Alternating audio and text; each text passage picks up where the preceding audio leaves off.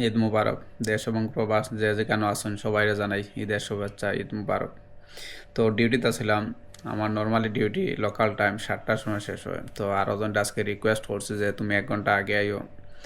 তো আমি ডিউটি থাকা অবস্থায় গোসল টোসল করিয়া রেডি হইলাম। তো আজকে স্পেশাল ব্লগ, ঈদের দিনের ব্লগ এটা। তো সবাই ভিডিওটা দেখবা দৌড়া লাগে, কারণ হয়েছে গাড়ি ছোটো, মানুষ বেশি। তো দেখা দৌড়ি দৌড়ি মানুষ গাড়ি দখল করে রাখে। তো আমারও গিয়া গাড়িটা আগে দখল করা লাগবে, নাইলে আটিয়া যাওয়া লাগবে, কিচ্ছু করার নাই। সো আপনারা দেখতে পারা ধীরে ধীরে আমরা গাড়ি ব্লক হইল। তো আরো মানুষ হয়েছেন এখনো, পুরা মানুষ এখনো আইসেন না। তারপরে আমরা রওনা দিলাম মসজিদের উদ্দেশ্যে। তো আমরা মসজিদে যাওয়ার পথে আপনারা দেখতে পারা আমরা গাড়ির মধ্যে পুরোই হাউসফুল।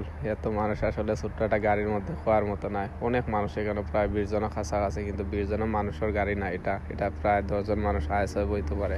তো আমরা অলরেডি মসজিদও আইলাম। এটা হচ্ছে আমরা যে মসজিদে সবসময় জুম্মার নামাজ পড়ি আর ও মসজিদটা। তো অনেক সুন্দর একটা মসজিদ এবং বিশাল একটা মসজিদ হওয়ার মতো নয়। অনেক মানুষ এক লগে নামাজ পড়তে পারে। তো নামাজ টামাজ পড়িয়া ইয়া হোটেলের ভিতরে ঢুকে গেলাম। খেয়ে লগে মিলামিলি না করিয়া সব কিন্তু রুমও দৌড়ে আসতো। আমি আর রুমে গেলাম প্রথমে সিকিউরিটির কাছে, সিকিউরিটির লগে গাড়ি আগে মিললাম।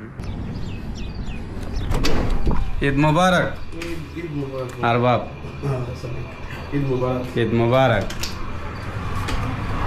এরপরে রুমে যাইলাম, গিয়া ঘুমাইতাম, কারণ সারা রাত ডিউটি করছে।